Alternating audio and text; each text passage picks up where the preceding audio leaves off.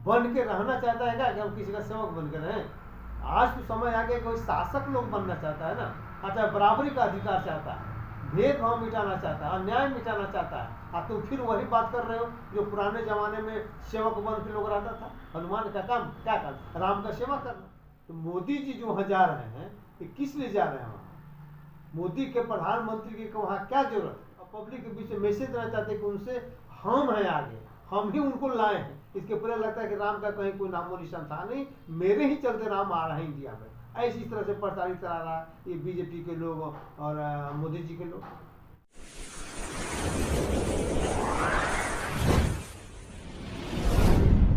नमस्कार, आप देख रहे हैं पीयूष खबर बिहार। प्लीज सब चैनल को सब्सक्राइब और शेयर करें। आज नहीं है और अक्सर निरंतर जो है कि समाज के बीच में अपना जो है कार्य करते रहते हैं। और आज मैं हरकेश्वर इंजीनियर हरकेश्वर राम के पास में हूं और मैं इनसे जानना चाहता हूं कि सबसे पहले आपको बहुत बहुत नमस्कार सर।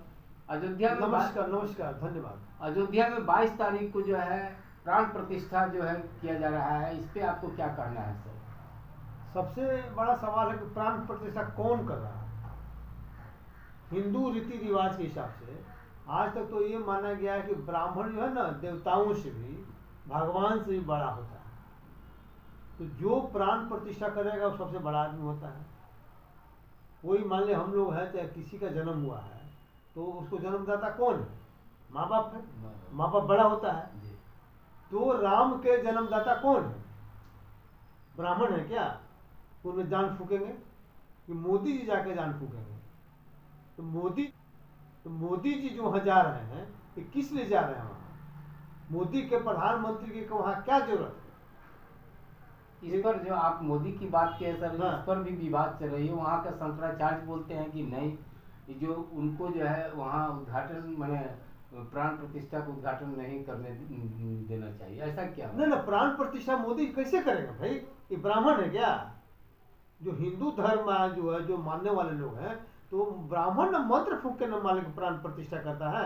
ये तो वोट के लिए चले गए हैं ना, इनको जाना ही नहीं चाहिए था उस समय।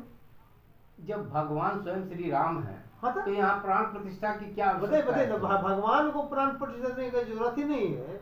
इसका मतलब है कि भगवान राम से भी ये लोग अपने आप को ऊपर समझने करते हैं और पब्लिक के बीच में मैसेज देना चाहते हैं कि उनसे हम हैं आगे, हम ही उनको लाए हैं। इसके पूरा लगता है कि राम का कहीं कोई नामो निशान था नहीं, मेरे ही चलते राम आ रहा है इंडिया में। ऐसी तरह से प्रचारित करा रहा है ये बीजेपी के लोग और मोदी जी के लोग। बन के रहना चाहता है क्या कि हम किसी का सेवक बन के रहें?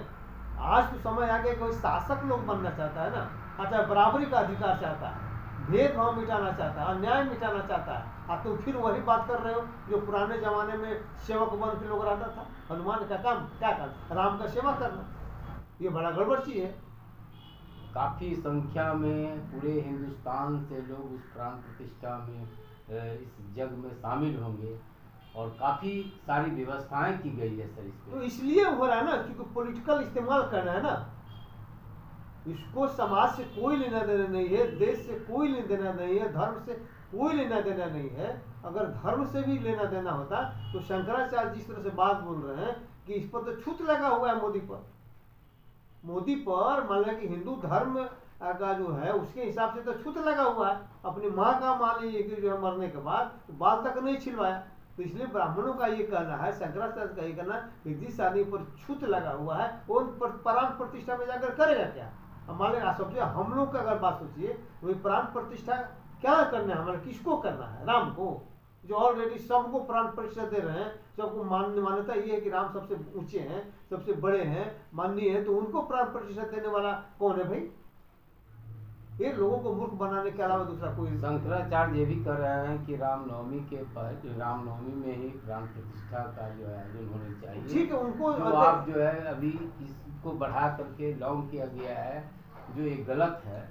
इसको ये चुनावी एजेंडा के तहत इसको बढ़ाया गया। बात वही है कि जो शंकराचार्य ने कहा वो हिंदू मैथोलॉजी के हिसाब से जो मान्य है वही बात का, ठीक है।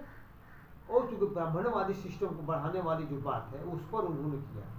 मोदी ने मान लिया कि सबका हिंदू धर्म का एक तरह से उल्लंघन मान लिया करके अब प्राण प्रतिष्ठा मान लिया कि वहाँ स्थापित उद्घाटन करने वाले के चले गए, वो सिर्फ वोट के लिए चले गए। इससे मान लिया कि लोगों में बड़ा उनके प्रति अच्छा इमेज मैसेज नहीं जा रहा है।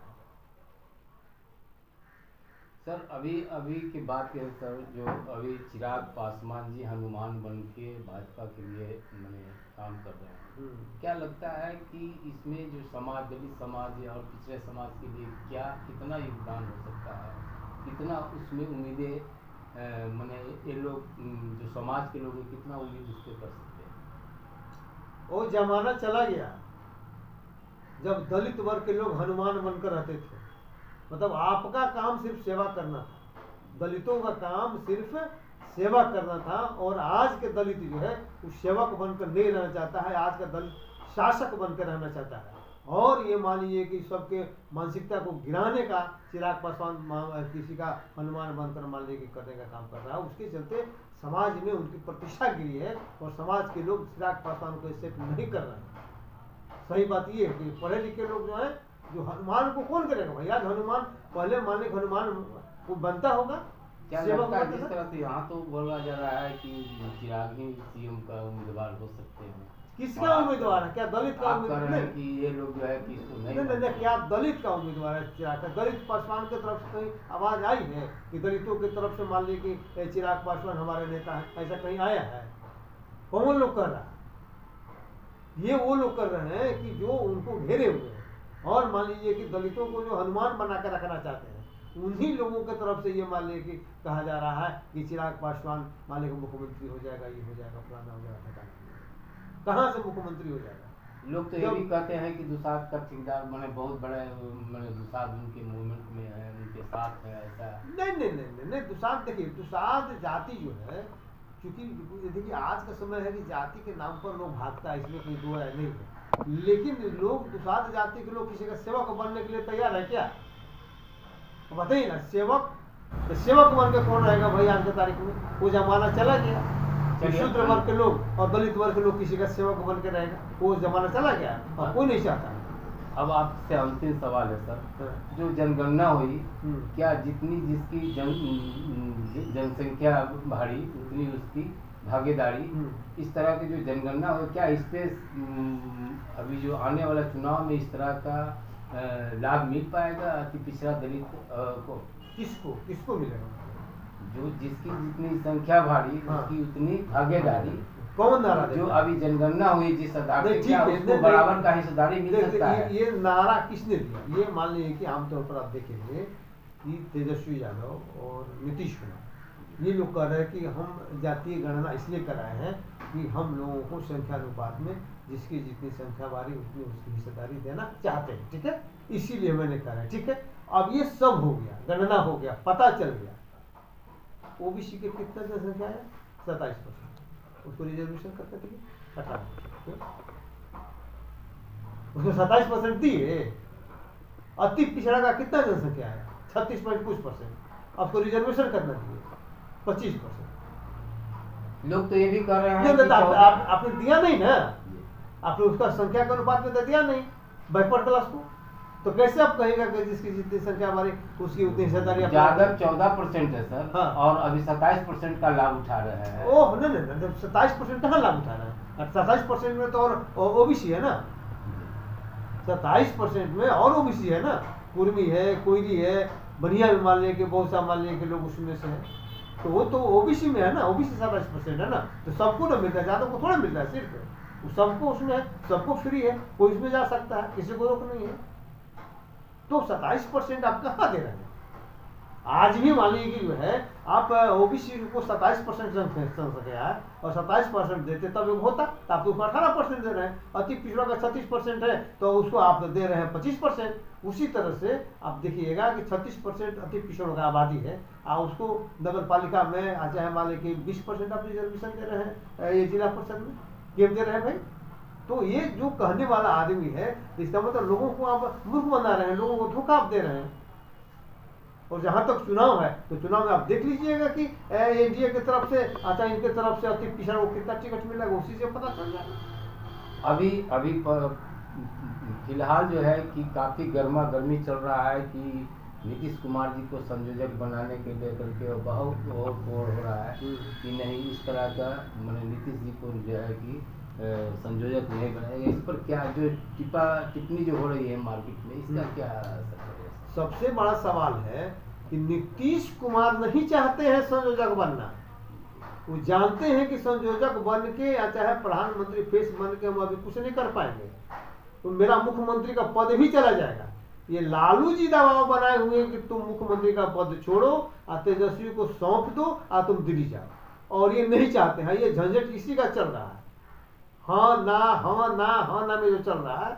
मेन नीतीश कुमार चाहते हैं कि हम बिहार के ही मुख्यमंत्री रहें और तेजस्वी को सत्ता नहीं सौंपे, और जबकि लालू यादव चाहते हैं कि तेजस्वी को सत्ता जल्दी से जल्दी सौंपो और तुम दिल्ली भागो। मेन लड़ाई यही है, दूसरा कोई लड़ाई नहीं है। चलिए, आप देख रहे थे अभी हमने इंजीनियर हरकेश्वर राम जी से मैं बात कर रहा था, और इन्होंने बहुत सारे बातें छन करके निकल के आई, चिराग से लेकर के नीतीश जी पर और मोदी तक जो है इन्होंने अपने कह डाला। और बिहार में खास करके जो अभी जो उथल पुथल चल रही है, जिसके कारण से जो है